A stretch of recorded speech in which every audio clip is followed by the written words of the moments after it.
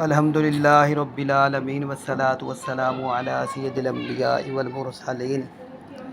بسم اللہ الرحمن الرحیم۔ اللہ تعالیٰ مخلوقات میں اپنا ایک قانون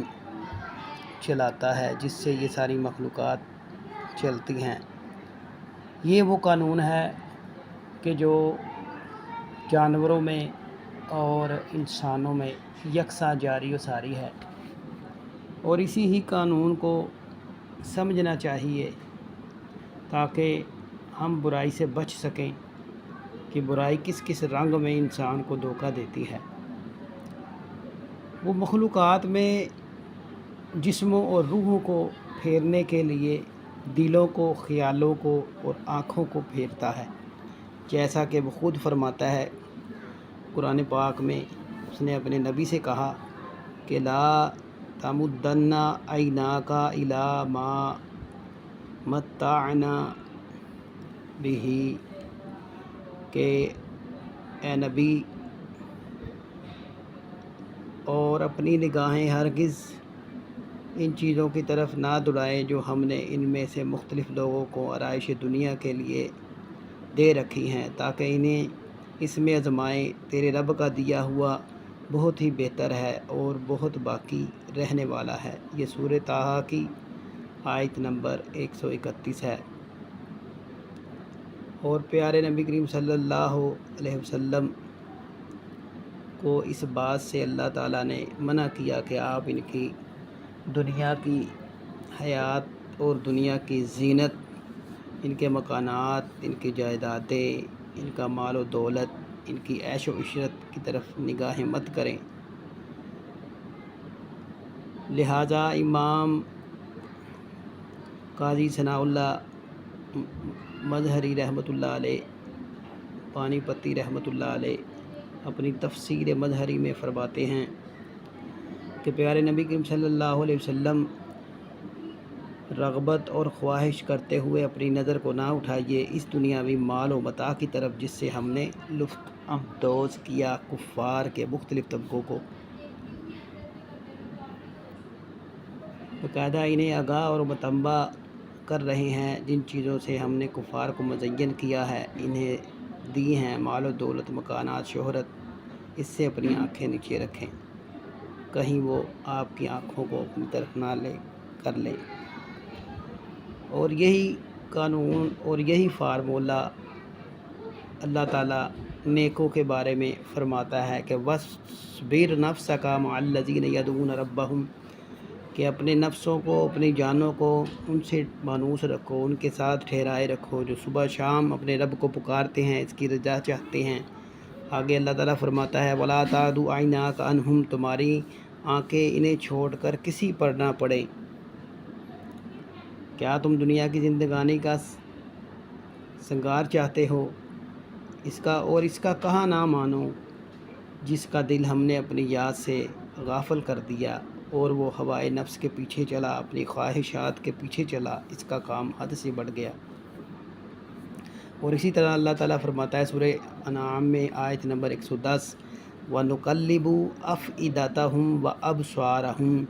اور ہم ان کے دلوں کو اور ان کی نگاہوں کو پھیر دیں گے۔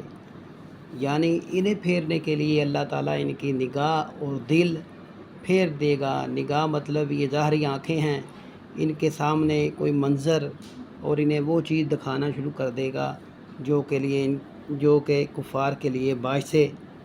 نجات نہ ہوں گی، اور ان کے دل یعنی ان کے خیالات بھی ایسے ہی ہو جائیں گے برے،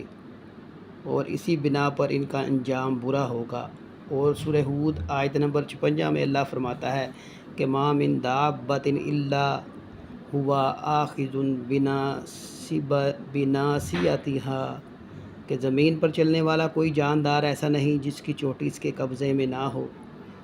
یعنی چوٹی سے مراد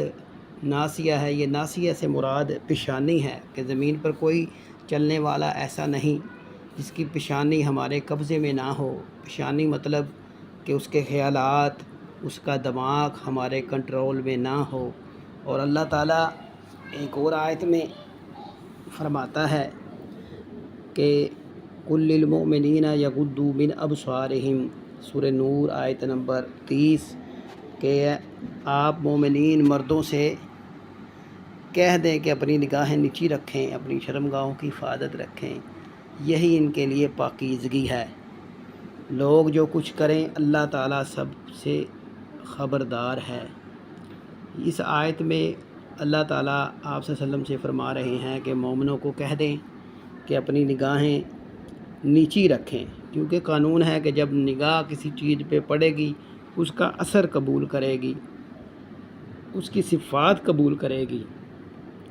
اور تبھی اس لیے آگے فرما دیا کہ ذالک ازکیٰ لہم، کہ بے شک یہ پاکی کا باعث ہے۔ اور اسی کی تفسیر میں امام غزالی فرماتے ہیں کہ یہ طریقہ بہت پاکیزہ ہے کہ اپنی نگاہوں کو نیچی رکھیں،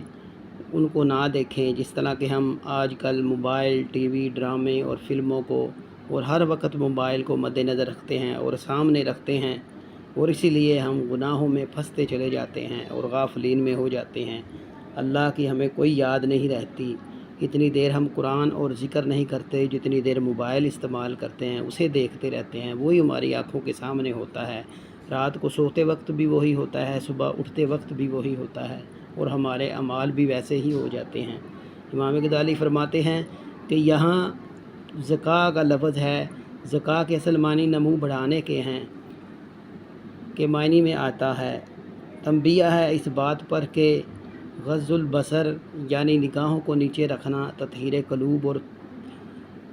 اور تکثیر خیر کا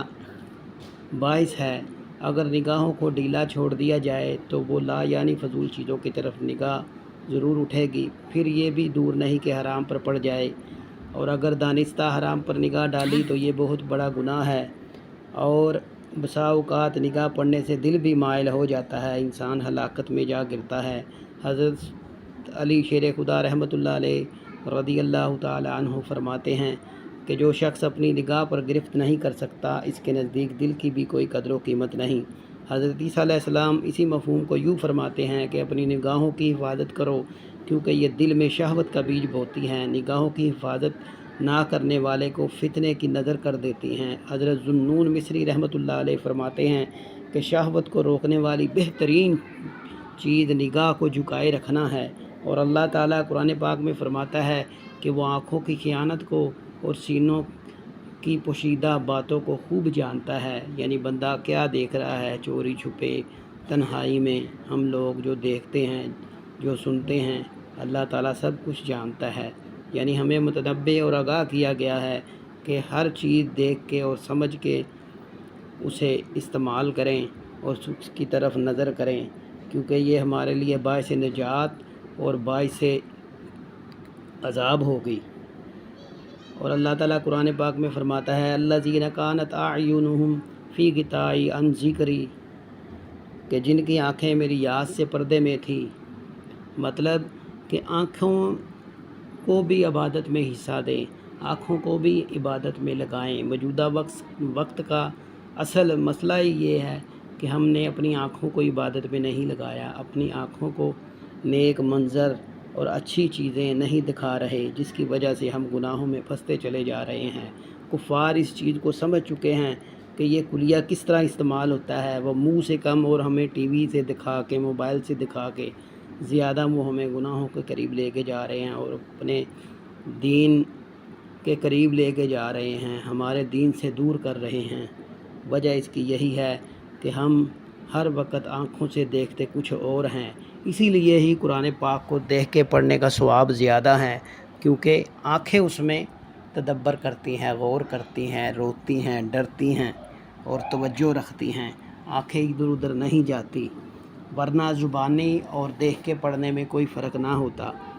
کیونکہ آنکھوں کی بھی تو کوئی عبادت ہے۔ اور حضرت ابو ذر غفاری رضی اللہ تعالیٰ عنہ فرماتے ہیں کہ میں نے نبی کریم صلی اللہ علیہ وسلم کو فرماتے ہوئے سنا کہ میری اہل بیت کو اپنے درمیان وہ مقام دو جو جسم میں سر کا ہے اور سر میں آنکھوں کا وہ مقام ہے، اور سر آنکھوں سے ہدایت پاتا ہے۔ ولا تحد الراس الا بالعینین، کہ نہیں ہدایت پاتا دماغ،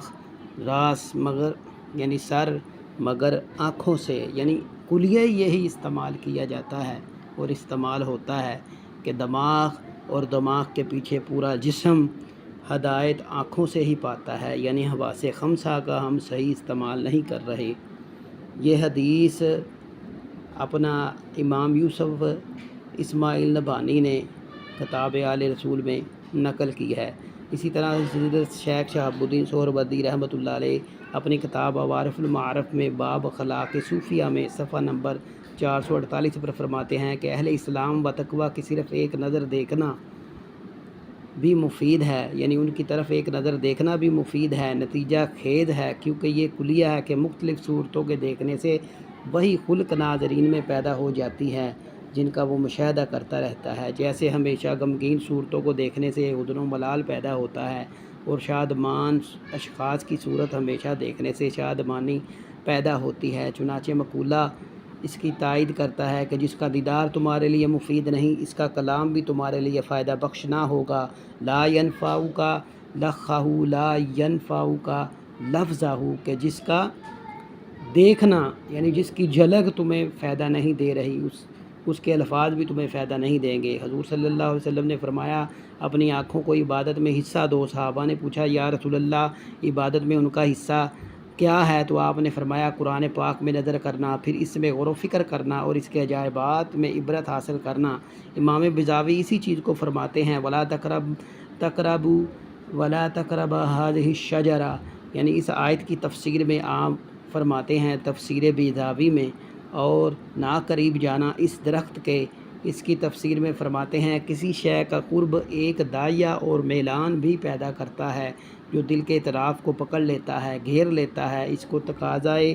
عقل و شرع سے غافل کر دیتا ہے، جیسا کہ منقول ہے کہ تمہاری محبت تم کو اندھا اور بہرا بنا دیتی ہے۔ مناسب یہی ہے کہ حضرت آدم و حوا اس چیز کے ارد گرد بھی نہ کھڑے ہوں جس کو اللہ نے ان پر حرام کر دیا ہے، اس اندیشے کی بنیاد پر کہ اس میں مبتلا نہ ہو جائیں، اور قرب کو اسی بات کا سبب قرار دیا کہ ولا تقربا، نہ قریب جاؤ، هذه الشجرہ، کہ اس مطلب یہ کہ اس چیز کو نہ دیکھو، اس کے پاس نہ بھٹکو، اس کے پاس نہ رہو، ہاں جی، اس پہ اپنی توجہ نہ جماؤ، اسے نہ دیکھو، آنکھ اٹھا کر بھی نہ دیکھو، کیونکہ اس میں زیادہ پھنسنے کے چانس ہیں۔ لہٰذا وہ لوگ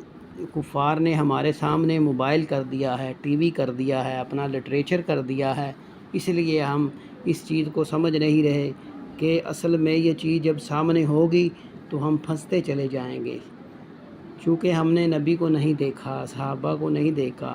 صحابہ کرام کس طرح کیوں بچے؟ کیونکہ انہوں نے ہر وقت نبی کو دیکھا،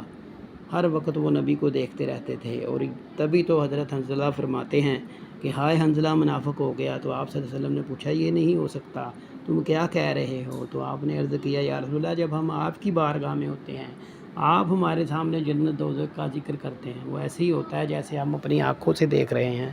تو لہٰذا یہ قربت بہت ضروری ہے کہ یہ اچھی قربت بنے، نہ کہ بری۔ اللہ تعالی ہمیں اس قانون کو سمجھنے کی توفیق عطا فرمائے۔ وما علینا الا البلاغ۔